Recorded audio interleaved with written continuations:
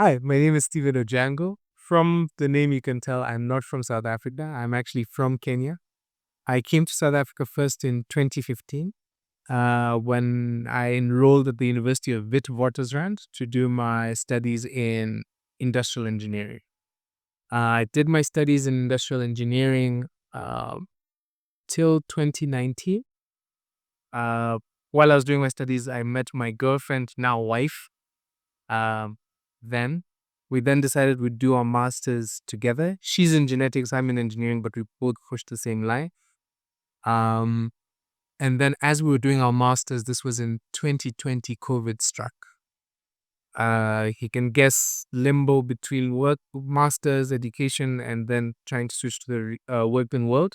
So that transition also happened in 2021.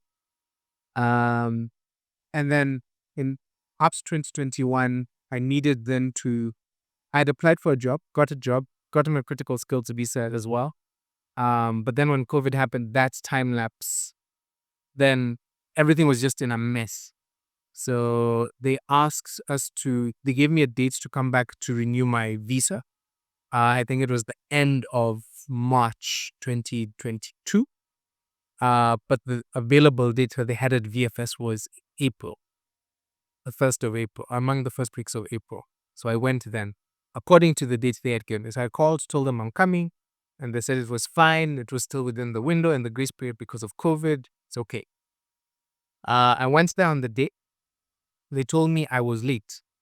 I should have come in January. I was like, how? Why? Long story short, they made a mess. Because of that mess, they then told me I need to go and get a letter of good cause from Home Affairs. I went to Home Affairs here in Person Street to get the letter of good cause. Waited for that letter for the remainder of the year.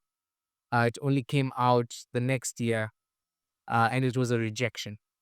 So I appealed. That also took a while. They then rejected that appeal and waited again. So anyway, long story short, it's been since 2022. We're now in 2026 now. Only last week did I get it resolved. And the people who really helped me get that resolved was Candice Blagan and the Abroadscope team. So I got to know Candice and the Abroadscope team in 2024, and it was through a recommendation from actually my boss.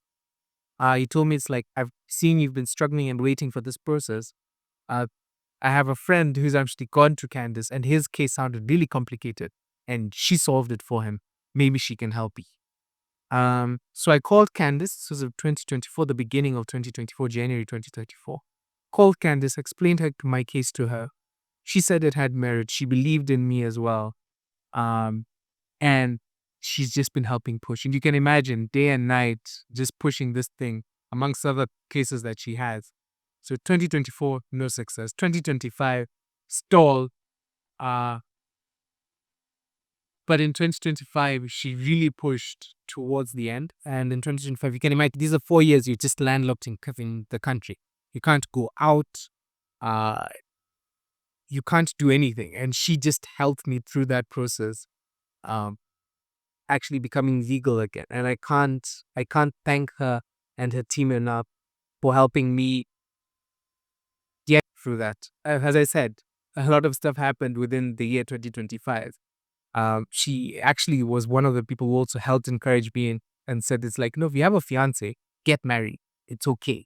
We'll figure it out after then. So she actually helped push my wife, who's actually now recording the video now, for us to get married. I hadn't gone home in so long, and I just told her it's like my biggest desire is just to be able to go home. In December, I'm happy to say I was able to go home. But you can imagine the complications as you're going home. On the way out, you find yourself, you're V-listed. And she also helped with getting me then off that B-list as well, because my case had merit. So the technicalities of the law, she knows them in and out. The beauty and the joy that she had in the work that I had with working with her is the empathy and the compassion that she would have towards me. I could be able to call her any time of the day, and I know she'd pick up. And if she doesn't, she'd call me back.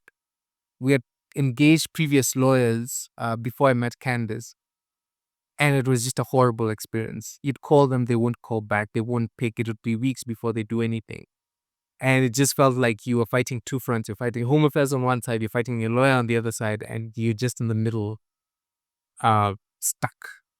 So again, big thank you to Candace and her team for enabling this to happen. I am now legally in South Africa, having studied here, met the love of my life here, and now worked here. And I can continue to do that and just continue with my life. So big thank you to Abroadscope team for helping me to keep that. If ever you have any immigration issues, call Candace. Just call Candace. Call Abroadscope.